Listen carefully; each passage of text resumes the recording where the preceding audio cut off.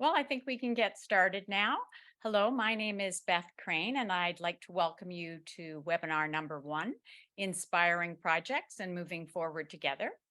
Today, we're going to hear from 6 different individuals from around our skating community, and you're going to hear some inspiring stories of creativity and the power of communities working together to share ideas to develop innovative virtual projects and resources. You'll also hear how we can integrate some of these new technology tools we learned as we move forward. So let's get started. First, we're going to hear from Benoit Lavoie, who isn't with us today, but he sends his greetings. Thank you, Beth. Hello, everybody. I'm very pleased to be here and then to do a bit of an introduction for these sessions that you're going to have. They're going to be available for you, on the web. I just want to congratulate you for everything that you've done so far, because I think we can say now that we've went through the pandemic. We're towards the end of it. And now we're looking at what we have done. If we look at all of the things related to the virtual events toolkit, we established, we developed it. We had your collaborations to make it work. We needed it at some point right at the beginning during the pandemic. But now I think we can show the world that these tools are going to be useful for more than only the pandemic. So I want to thank you, first of all, for you to be here and then to bring your stories, to share your experience, to make sure that we will grow with everything that you will add to the plate, and to make sure that we will remain consistent in our approach to use these tools where it will become and it will enhance the quality of our products that we have, and also to make sure that we will keep the credibility that is needed for the system overall, like everything we do. So you play an important role into this, and I want to thank you all for being here, and please enjoy all these sessions because they are great, and you have great people who are going to help you with it. And then for me, again, it's the essence. We all volunteer. We're all happy to be together. I think there is a way now that we're going to exchange even more information. So good luck to everyone, and please use the best of it. Thank you very much. All right. Today, our first guest is Franca Bianconi, and Franca is a coach and a director of Ice Lab in Bergamo, Italy, which is also an ISU Center of Excellence. Franca is an ISU technical specialist and also has been appointed to the ISU Development Commission. So nice to have you with us, Franca. Thank you. Hello to everyone. Good. So the first thing I was wondering about was Bergamo was one of the first places in Europe to be hit with a pandemic.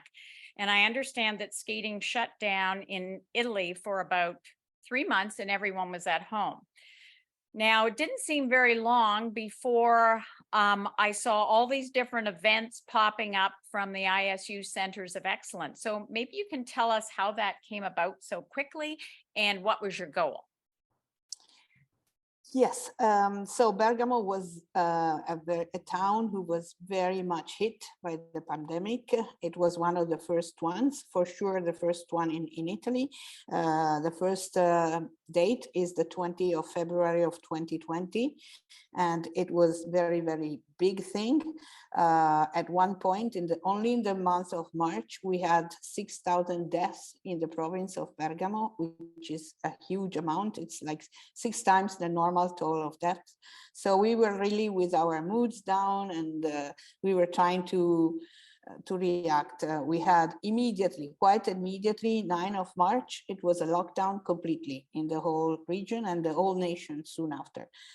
Meanwhile, we were working with ISU with Zoom calls like we are doing now, and so we started to talk between the centers of excellence what we could do to keep the community compact, to keep the community connected to our sport with passion and with something that could stay also be interesting for the skaters, and to keep them a little bit in shape by their staying at home, because each one could stay only at home. So we developed a series of exercises. We had some topics that we divided, and for each video, which was about 30 minutes long, we were giving some exercises, some notions on different topics. And that came out to be very useful for everybody, for the whole community. It was a way to stay connected to our sport and to still be there all together. Yeah, that is how it started. Well, great. I think maybe even a couple of us also participated in some of your sessions that you had. So they were really, I think, enjoyed and appreciated by a lot of people. The next question I has is, after a couple of months, I know that your national competitors at your center were back on the ice. So what kind of virtual or live events did your athletes do to slowly build themselves back up after being off for so long? Yeah, and let's say after 2 months, we were able to go back on the ice only with the athletes of the national team, so only with a certain level of athletes, and we tried to keep them trained. But what we realized was that after such a long time at home doing only our keep training series, their shape on the ice was not so great. So we decided to start with some online competitions showing only some elements, and we decided for the spins in the beginning. And that was, then we had the idea to have the spins on the ice, and some people were spinning actually from their homes in very far remote parts of the world. So we had judges connected, panel connected, and we really developed a system from nothing, just by trying day by day, until we came up with this sort of challenge or competition only with spins, you know, different spins. So that was really challenging, and the athletes really loved it. It was something to do with them, for them, a goal to reach, and they were very satisfied with this initiative. Yeah. Great. Thank you. And the next question is more from a coaching standpoint. During the season, coaches like yourself are often away at events, and then there are some coaches and the rest of your students are back at home. So if one of your students, either with you or at home, needs some help, let's say with a twist or a quad or a double jump, what kinds of things have you done to connect with the people back at home to help them out? Yes, now we use, let's see what we learned in this period. We use it as a training tool, mostly. It is a great training tool if we use it in a correct way. Of course, to be person in person, it's the best, but when we are far away in other parts of the world, for example, we can still provide the skaters with some correction. For example, they send us a video of an element and we can provide a correction, or they can actually do, and this they do a lot, they can still do the off-ice subjects and activities that they used to do at home, like the ballet class, the jazz class, or let's say the psychologist a lot, the mental coach, or even the fitness class. All these classes, they just set their video and they connect with the coach and they do off-ice wherever in the world they are. So this is a good way to stay in a way connected with home, so you don't feel that, you don't lose that feeling to have your environment, your stuff that's taking care of you, 360 degrees, because this is what the skaters really need. And to save a lot of money on travels, because this could not be affordable to bring a whole team with you at each competition. So this is the way we transferred our knowledge, is the heritage of what we got from the pandemic and so on. And I think it works out very, very good. Also, when we have skaters coming from other parts of the world and then they go back to their home country, we can still stay in contact. They send us parts of the program, parts of the element, and we still can help them to do the best. Okay, well, great. It sounds like you'll be busy if you're on the ice and trying to keep up with helping skaters virtually as well. So I know you're away at a seminar right now, and I really like to thank you for sharing your wealth of knowledge, not only as a coach, but from the Centers of Excellence. And we'll see you again, hopefully at a rink soon. Thank you so much, Beth. It was a pleasure to be here, and thank you, everyone. All right, our next guest is Jorge Ormaeche, and Jorge is a judge from Peru, and he's also chair of the technical committee of the Peruvian Ice Skating Federation. So welcome, Jorge. I'm glad that you could join us. Thank you very much, Beth, for the invitation, and I'm very glad to share with all the skating community our experience. Excellent. So in Peru, when COVID shut everything down, I know you had some very strict lockdowns there. So what were the challenges that your community faced, your skating community faced when COVID hit? I think that it's important to tell you that the only ice rink we had in Peru closed 5 months before the pandemic lockdown started. So we need to start thinking in how to keep not only our athletes motivated and involved in the sport, but also the coaches and the parents. So at that time, we developed a training program mainly with off-ice work, but also with some ballet, dance, and artistic expression classes. And this program kept our athletes training 6 days a week, developing a nice sport without ice. So it was a really huge challenge for us. So when the lockdown began, we just need to change this face-to-face training to a virtual one. Okay. Yeah, that sounds like a big challenge. That's for sure. And it even happened prior to COVID. You said, I think 5 months before the official lockdown started, you were without a rink. Yep. I know the tools that we have for collaboration, or most of us are familiar with, such as Zoom or Teams, really seemed to explode during COVID, or maybe it was just I became aware of them and some others in our skating community became aware of them. And we definitely learned how to use the tools. It felt to me that in some ways, our world got really small and we were stuck at home. But in other ways, these tools made the world, our skating world, a lot wider and bigger. And I was wondering how these tools helped you in Peru to make your skating world bigger. When we realized that the pandemic will not end soon, as the entire world, and given the possibility that our athletes will lose motivation, we decided to start developing some virtual competitions. So the first one was done in collaboration with an Argentinian club and was an spinner competition. For that one, we used Zoom, and as we were using with our virtual classes. And I remember that for that competition, we also used a WhatsApp call to keep in touch with a US technical specialist who was calling the spin levels, and the judges entered their scores through an Excel sheet that we have previously created in a Google Drive folder.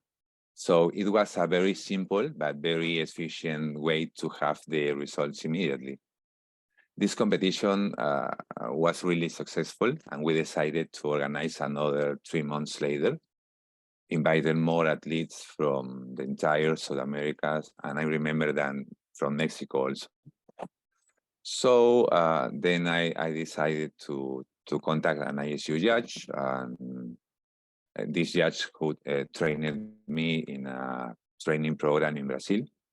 And that's how this small project become bigger and bigger. Okay, excellent. Now, at this time, I think you were a provisional member of the ISU. Is that correct, Jorge? Yeah, is that correct? Yeah, Okay. it's correct. So I was wondering how you initially felt. You said you reached out to people in the ISU community. So I was kind of wondering how you felt about that because, you know, if you're a provisional member, you haven't been to a lot of congresses yet to meet people, you haven't been to competitions, or I mean, not you, but just in general, people from Peru haven't been to competitions. To meet people. Maybe you haven't had any webinars or seminars yet that you've attended. So how did you feel about reaching out to people in the skating community, not knowing very many people? And connected to that, what advice do you have for others who are just starting to reach out and build connections? Um, oh, it's an interesting question, Beth, but to be honest, in my federation, we have always thought that we initially have the no as an answer. So we are never afraid to ask for help to anybody. I must add that in that period, we discovered that a lot of people from the skating community were waiting to help us growing. And for me, personally speaking, it was very gratifying. Okay, well, good. I'm glad that you did reach out and others were willing to well help all of us actually during this time. I know you mentioned a couple of projects that you did and some other virtual projects that you might use moving forward. So maybe we could take a look at a few of the projects that you did do, and then maybe you could tell us which kind of projects might you use going forward. So maybe you can tell us a little bit about what we're looking at. Yeah, well, we really made a lot of projects during the pandemic, but if I need to summarize them,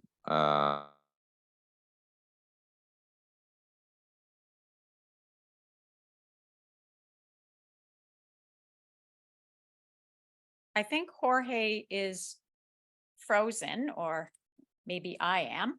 The Jorge ones is disconnected.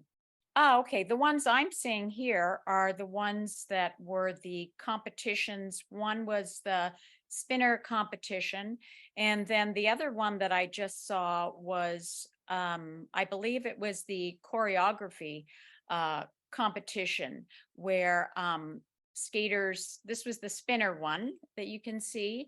And then there was the other one, I think this one here, where the skaters were on the ice, excuse me, not on the ice. They were at their homes and we saw them in their gardens and their basements and their kitchens and many places doing choreography or, well, there you can see someone Yeah. in their living room, it appears. yeah, I'm back. Oh, hooray. Yeah, thank you very much. I'm sorry for the mistake, the problems. Oh, well, we know things can happen, that's for sure, as far as technology yep. goes. I was just mentioning about some of those competitions that you did. So we've discussed those, the spinner one, the choreography competition. And are there any others that you can think of going forward that you did? Any other projects? Yeah, you know that you were talking about this choreography competition, and we had more than 200 athletes in that competition, and we also count with officials from 12 nations in that competition. So it was a very huge one. And another important project for us was a judges training program with the support with US figure skating officials. And this project was designed to train people with no previous figure skating knowledge, literally from scratch. Mm. So after 1 year training with meetings by Zoom once a week, 8 South American candidates became judges. After that, because we don't have a lot of competitions to continue practicing, we designed a second part for practicing by Zoom. And also we receive the support of Skate Canada to have trial judging mainly with pairs. And in this trial judging, we use the online scoring system. We have also pre-event meetings, and we discuss the marks after the meetings. So it was a project that we are very proud of. And I would like to say you that this year we will have a Latin American interclub competition, and we will have a whole Latin American panel for first time. So we are really proud of that. Wow, that's very impressive. Very impressive. So congratulations for that. I know Thank the you. skating community, we learned a lot about collaborating and sharing ideas during this time. There were large skating nations with a long history of figure skating. There were smaller nations with a long history of figure skating. And there were developing nations like Peru who were sharing and working together during this time. I was thinking about developing nations who have had a very short history of figure skating. But what do you think developing nations can bring to the table that the rest of us in the skating community can learn from? Oh, what a question, Beth. When you don't have the possibility of having everything you need to develop any activity, whatever it may be, you have to learn to live with the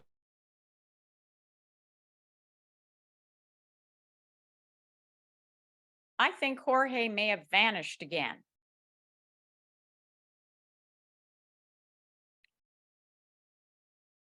So I think what we'll do is we will bring Jorge in to answer that question in just a little bit, and we will move on to our next guest.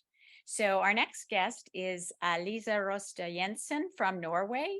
Lisa is an ISU judge, technical controller, and has been a moderator at the Frankfurt Global Seminar. So it's nice to see you, Lisa. Hi, Beth, and hi, everyone. Nice to be here. Great. I know that Norway was shut down for about 9 months, at least with no skating competition. So what kinds of events did you come up with in Norway for your skaters, coaches, and officials? And did you try any new tools? So during the pandemic, Norway had a little bit different restrictions depending on which city you were living. So for skaters in Oslo, it was super strict, and only skaters under 13 and the national team skaters were allowed into the rinks. So actually many of the skaters in Oslo, they were skating outside. It was a difficult time for the skaters, but we organized 2 digital events during the pandemic, and then we used the tools, this toolkit from the ISU. We did only free skating for these events, and we had full panels who worked then live on Zoom. And we had very, very good feedback from skaters and coaches, and also from the officials that were longing back to the ice. It was a positive experience, but of course it's not the same as being live in the rink, smelling the ice, and hearing the sound of the blades. It's a different experience, but at that point it was a very, very good it was good for the community to do it. Mm-hmm. Yeah, we definitely missed hearing the blades carving the ice and our papers fluttering when we were out on the stand. Didn't quite happen when you were sitting at your house. Mm-hmm. One thing I did learn during this process of getting ready for the webinar, that Norway is the longest country in Europe. It's about 1,700 kilometers. So I'm thinking that's kind of similar to places like Canada, where distance can be a challenge. So With this challenge of the distance length of your country, how are you going to incorporate virtual tools to help overcome that challenge? So mentioning Norway is a very long country. Actually, if you turn Norway upside down, from the north you get to Rome if you turn it upside. So it's a long country, and that it's challenging for us now also after the pandemic, and in normal times, because for competitions, seminars, national team camps, a lot of skaters have to fly, because skating is mostly in Norway, in the big cities. So the geographic can be challenging at times. So what we have done after the pandemic is to use some of the tools that we kind of got better at during COVID. So during the pandemic, we did like a full technical panel training online. Now we will do the technical panel training partly online and partly live. We will do most of the theoretical parts online, and we will do all the practical training and how to get into the roles and the teamwork. We will do that live. What we did during pandemic was moderating during national team camps. We had a few officials live in the rink, rink side, and then we had some officials that were sitting in other cities in Norway, or actually we had 2 Swedish officials too that was moderating live during the national team camps via Zoom. So that was actually a very positive experience, and a possibility also to bring in international officials for national team camps without paying really expensive flight tickets. And for a nation like Norway, where we have approximately like 25 officials, for the skaters, it's also nice to get some input from officials maybe they haven't worked with before. So the experience we had is that for the technical panel, it worked very well to do it via Zoom. For the components, it was harder. So I have to say, I would recommend to do it with technical panels feedback, but components is a little bit more difficult. But we did it live. We didn't film it and then they were sitting down afterwards. We had one person who was filming and in being part of the dialogue in the rink with the skater on the ice. So that was something that we will bring on further in our work. Okay. And then this season we had, since we are not so many officials in Norway, sometimes it's hard to fill panels. We bring in a lot of European officials to our events to fill the panels. But this year we did 5 regional championships online, digital. And it was kind of, I have to say, mixed feedbacks from it, because both officials and skaters, they want to do it live in the rink. But we will continue doing it next year for the clubs that are really, really up north, because it's cost saving for them, because they always have to fly. So digital events works, live events is the best, but digital events also works. So it sounds to me like you said you're doing a little bit of a hybrid version. So as you move forward, so some things you will do live, which we're all loving being back in rinks, and then some things you will do virtually. So it sounds like a little bit of a hybrid system that you're going to. And the other thing I wanted to touch on was you talked about using some officials, maybe also hybrid, because some people were alive when you were doing some skater monitoring and some were further away. So it seems like you could even go further away, right? If you were in the right time zone, possibly, like you're in Europe, but you could, if the time zone was correct, have officials from Asia come in and join you. So it seems like that might open up new possibilities that weren't there before. Yeah, definitely. And I think it's a very good experience, not only for the skidders, but also for the officials that are maybe national, national level, but not yet international level. They have then the possibility to discuss and work with other officials from other countries. So I think it's also from a development perspective for officials, it could be good, but mostly for the skidders that they have, you know, input from other judges and technical people they haven't really worked with before. And for us, it's been positive. Okay, thanks. I have one more question for you, and that is, well, we really learned to be innovative and we learned some new tools. And as you mentioned, we don't want to throw out what we love, live competitions and in-person meetings.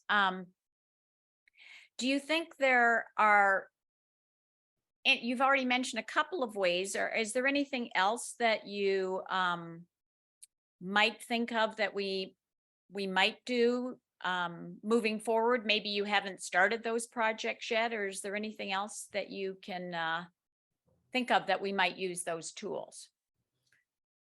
I have to think. Or I if think you mentioned them all. Have I mentioned them all? Haven't I mentioned them all? Haven't I? Probably. Have we discussed anything else? I don't know, but I think in general, I think it's a good way to move forward to do more online things, because I think it's easier to. No, one thing I haven't mentioned is our coaches education. Because during pandemic we did all the theory online, and we will actually continue doing some of the lectures online, and for us it's easier because of also the distances between cities, to do also coaches training online. Not the practical things, of course you have to be on the ice, but you know, all the discussions and the theoretical parts, we will continue to do those parts digitally. Okay. Well, thanks for sharing some of those ideas. And I don't think I really thought before about the development of the officials at the I won't say lower levels, but the national level. I know for us in our big country that we live in, we certainly don't get that much of an opportunity there. You know, the US, Canada, Mexico are somewhat close, not like in Europe. So that's a really interesting idea that officials that are developing then have the opportunity to work with officials from other countries. So we'll definitely have to keep that idea in mind. So great idea. And I really appreciate having you with us today, Lisa. And once again, I hope to see you at a rink this coming season. Yeah, thank you. Hope to see you too, Beth. Okay, bye. Our next guest is Ethan Swinburne-Sen. He is an official from British Columbia, Canada. And Ethan is one of the officials who is singles, pairs, dance, and synchro. So there's not a lot of those people around that cover all the disciplines. And Ethan is also a seminar leader, and Ethan is usually, or was based in Vancouver, and then maybe he was giving webinars to officials who were remote, but now Ethan is remote on a usual basis. He's now a 16-hour drive from Vancouver.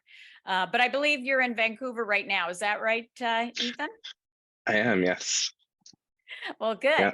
I know that even before COVID, you were pretty comfortable using platforms like Google Classroom and apps just to make the webinars and actually live seminars. I recall you integrating them during live seminars as well. So maybe you can tell us some of the apps and that you've used to help make webinars more interactive and the participants more engaged in their learning. Because I know when you just sit there, and we all probably did this during the pandemic, if you're just sitting there listening to someone lecture you or read a PowerPoint for an hour or two, that can be a little boring. So can you tell us some of the tools you've used to make webinars more interactive?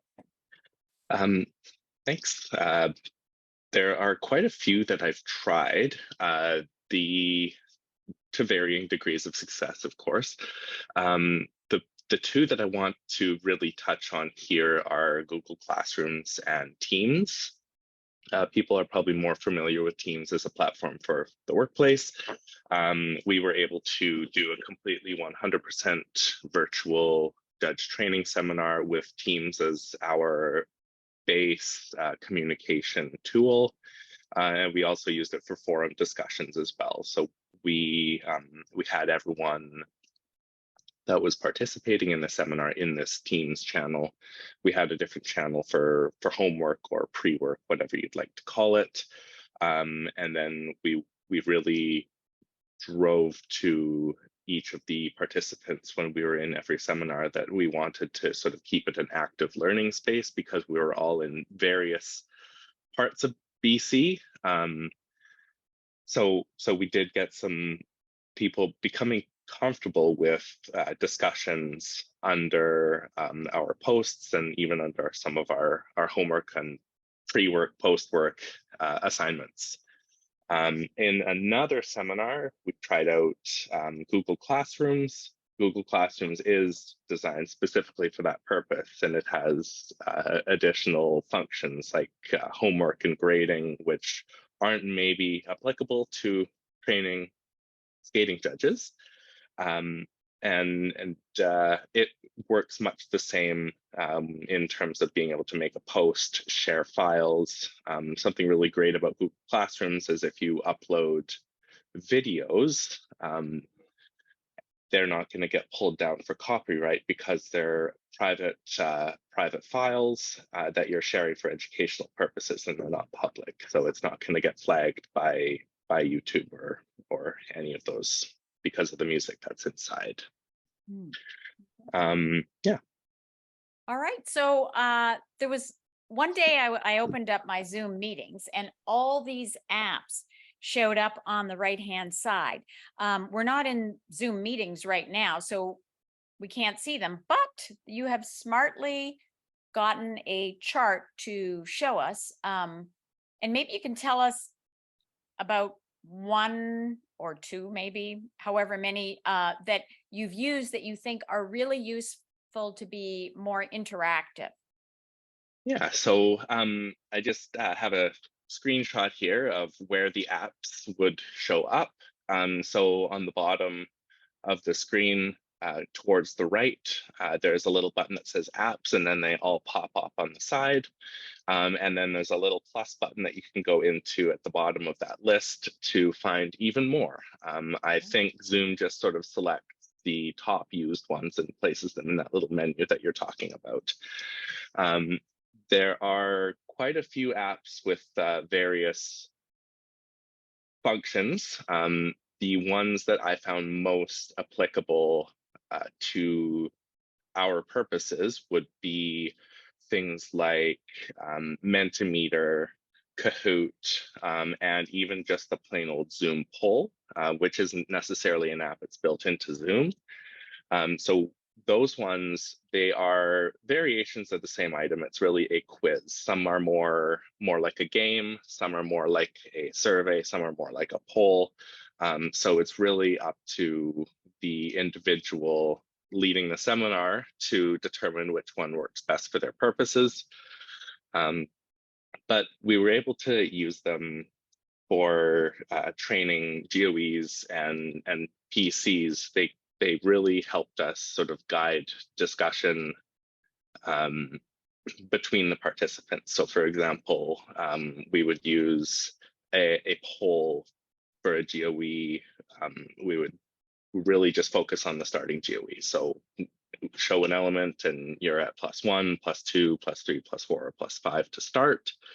And then maybe we would discuss as a group the variations or how we all agreed, or we would jump into breakout rooms. And much the same with when we were training PCs using a virtual platform, we would possibly have the different color bands as response options in the survey tool, or we would have the varying criteria of one program component, and we would have the participants say, for example, which one was the strongest, which one was not. There is another app in here that is of particular interest for virtual training, and it is something that tracks the amount of speaking and interaction time that everyone has. I was particularly interested in this, not because we are taking attendance or that sort of thing, but because when we're in a virtual setting, sometimes we have so many things going on as seminar leaders that we can forget to make sure that everyone is having a chance to speak and everyone is feeling comfortable to take themselves off mute, raise their hand, and so on and so forth. So this one can give us a little bit of a reminder, maybe who we need to hear from more, and who has had a lot of time for discussion. So it's an interesting tool that I haven't used yet, but I'm interested to try this one out next time. Yeah. Well, that's an interesting one, because that can even happen in a classroom. I mean, a live setting as well, that some people don't say anything, and you need to find methods to draw everyone in so everyone gets an opportunity to learn. So yeah, that's an interesting one. It's an interesting one because in Zoom you end up on page 2 if there's too many participants. The faces can go to page 2 if there's too many, and might forget about someone. So you don't want that to happen. So yeah, for sure. So I was also going to say that we have a lot of these here, and I know that, like, people like me, yes, okay, I've heard of Kahoot, maybe I'd try it, but I think maybe if anyone has a particular question for you that you could, Elena, could you put the email that is the ISU, I think it's eRink email, or whatever email you use, that if someone has a particular question that you might be able to then forward it to Ethan if someone's got a particular question about integrating one of these in the future.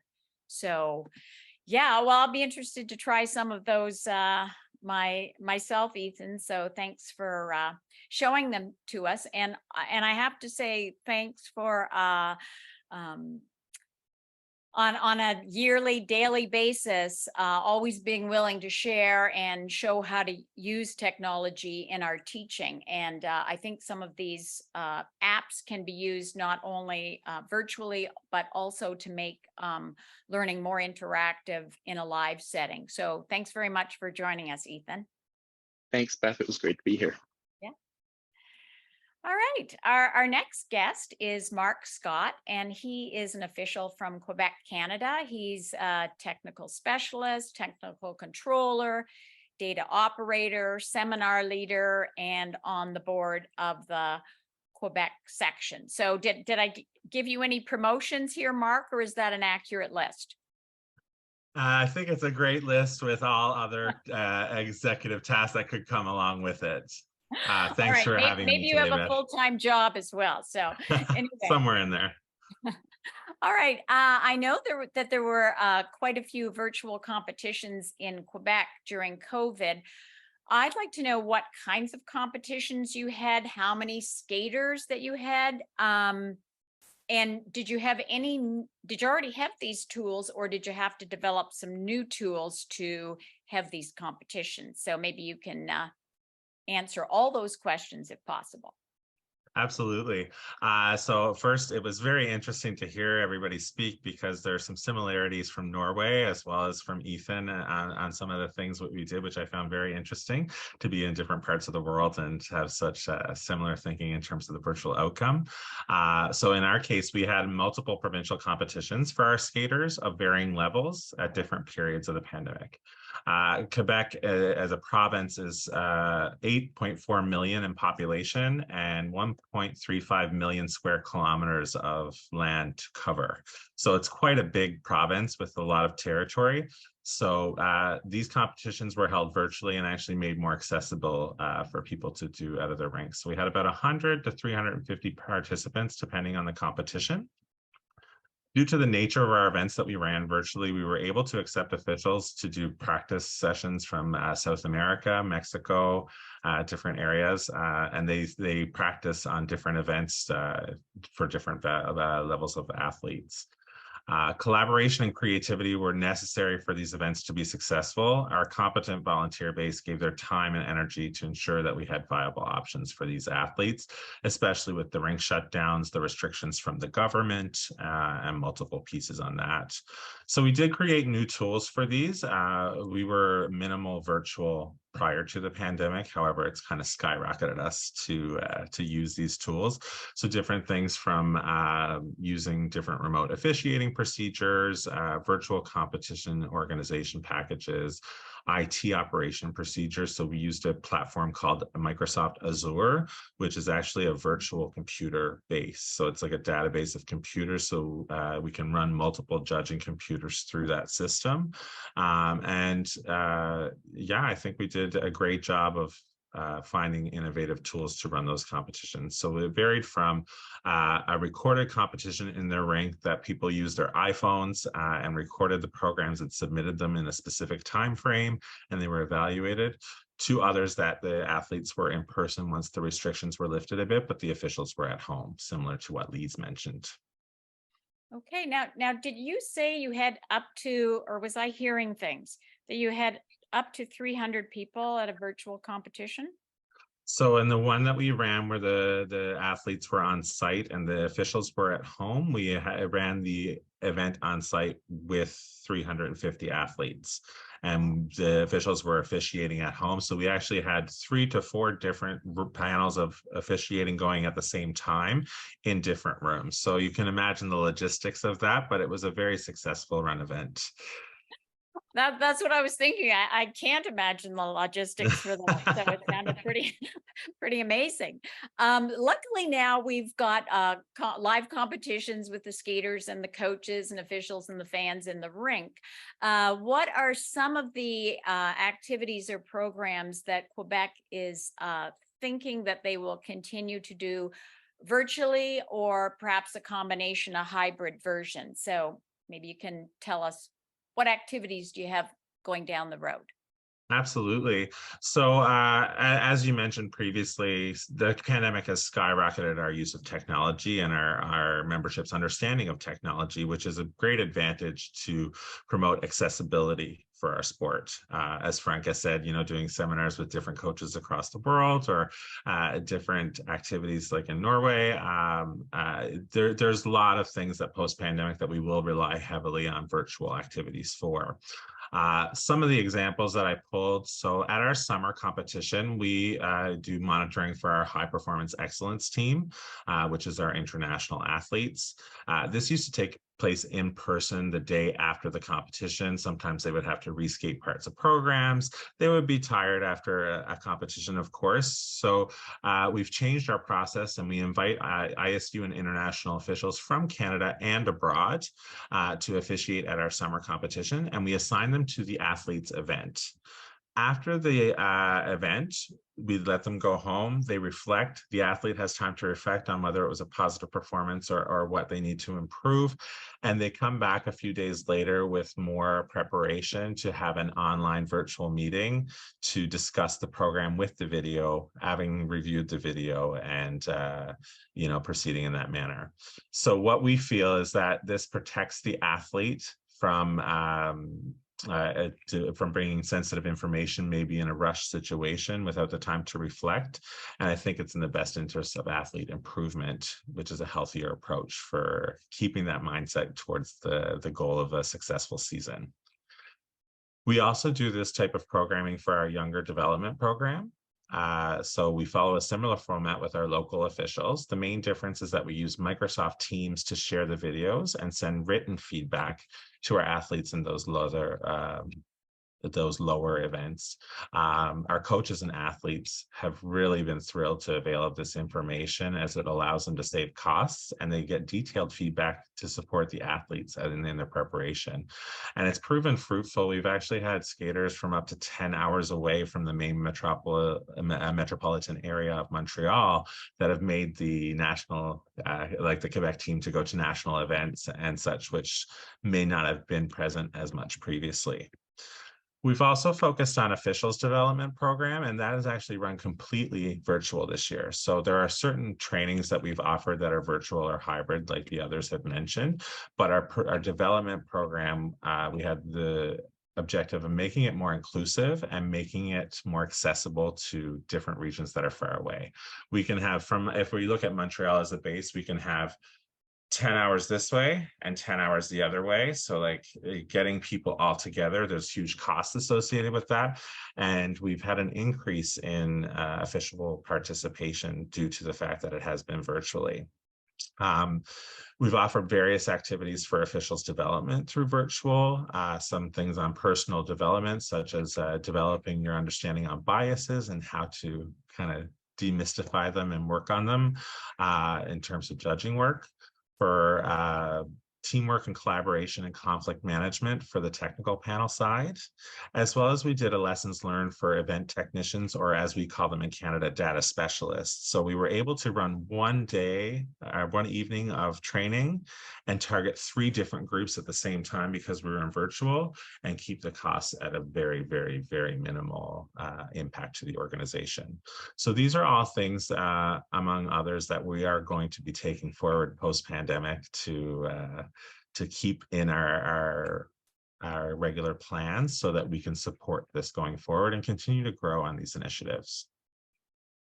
Wow, you sound like you have a lot of plans going forward, both live and virtual. So we really appreciate you sharing those with us today, Mark. And once again, if anyone has any questions about anything that was mentioned in Mark or another presentation, you can put the question in the chat, but you could also, if you think of it later, perhaps Elena could once again put where you can email your questions, and she will try and forward it to the person who can answer them for you. So thanks very much. And let's see if Jorge has appeared again. Jorge, have you appeared again? Yeah, I'm here again. Sorry, Okay, sorry well, again for the. we're glad you just didn't leave. So I wanted to see that, see if you could answer the question that we originally had for you, and it was about developing nations and what they bring to the table for the rest of us in the skating community to learn from. So maybe you could finish off with that question. Thank you very much, Beth. And you know that I was thinking about the answer while I was trying to fix the internet connection problems. And you know that when you don't have the possibility of having everything you need to develop the activities, any activities in your country, you have to learn how to live with those deficiencies, right? And do the best you can, and above all, try to cover them and move on. A pandemic presented us a strong challenge, but we did during it was another way of applying the same concept. We have deficiencies in places, deficiencies in how to deal with the possibility of training officials, giving feedback for our athletes. And we use the tools we had at our disposal at that moment, and we create the ones we didn't have to move forward. So I think that I felt and I feel I'm really proud to be able to bring skills to be useful to the skating community. And I'm grateful that they were accepted and well received. So it was our way to show to the rest of the world that we probably not have a long history of developing the sport, but we do have other valuable things to bring to the table. Resiliency, creativity, the willingness to work around challenges and when poor resources to achieve the goals anyways. And we won't scare if the conditions are not the ideal ones. And we certainly won't wait until we have everything we're supposed to need to take action. You know, finally, I would like to say that if we were able to develop figure skating for 2 years without ice in our country, I think almost everything is possible. Now, Jorge, though, I am seeing some ice in the background, so I think you must have ice now. Yeah, well, we have 4 ice rinks right now. Wow. From none, 2 years ago, we have 4.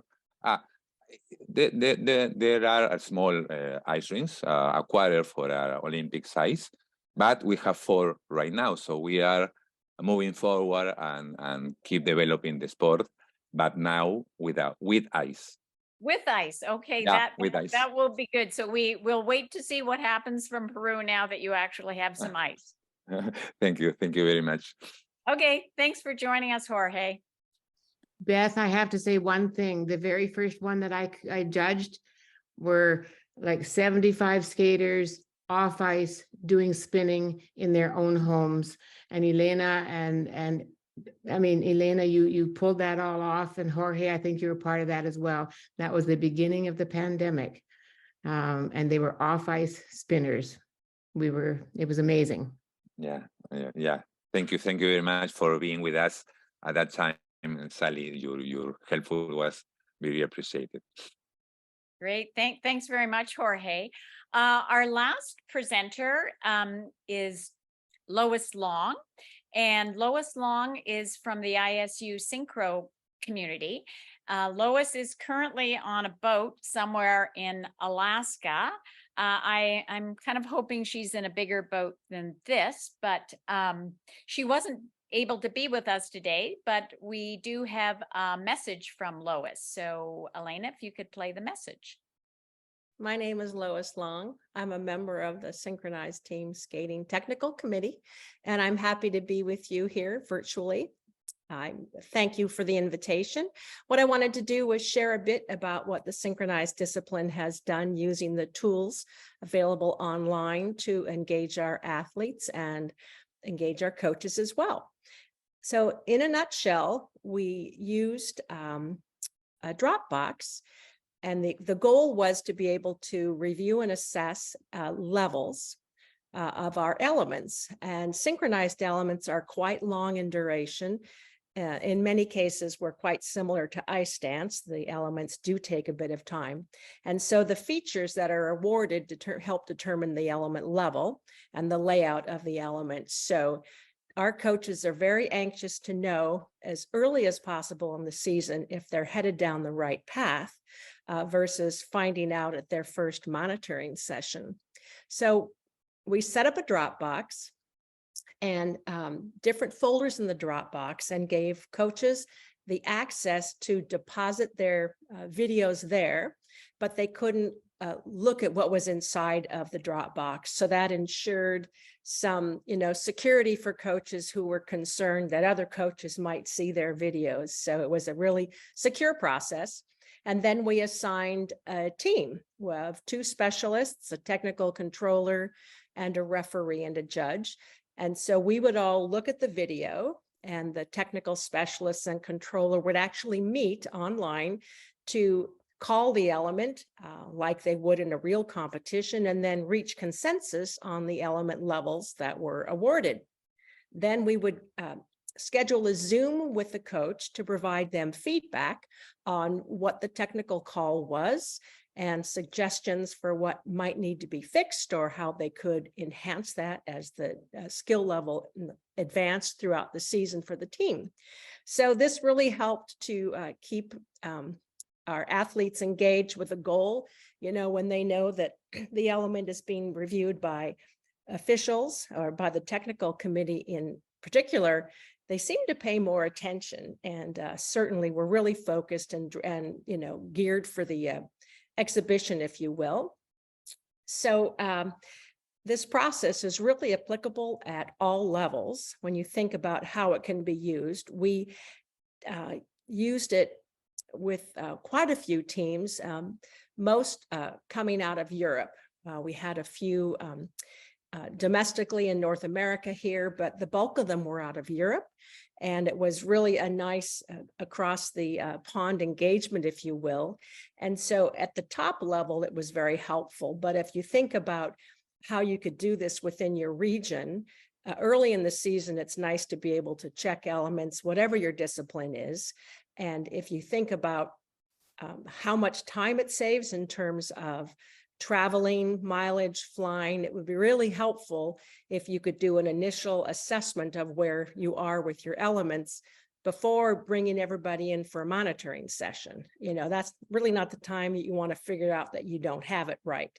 As much as you can do in advance would make the monitoring session much more successful. So it's really good, again, to be able to deploy it at all levels, whether it be an international or locally or even within your own club, right? I mean, it's hard to get judges for test sessions. So I'm sure it's just as hard to get several people together for a monitoring session. And anyways, that kind of talks about and summarizes our element reviews, virtual element reviews that we did for our synchronized teams across the globe. Thank you.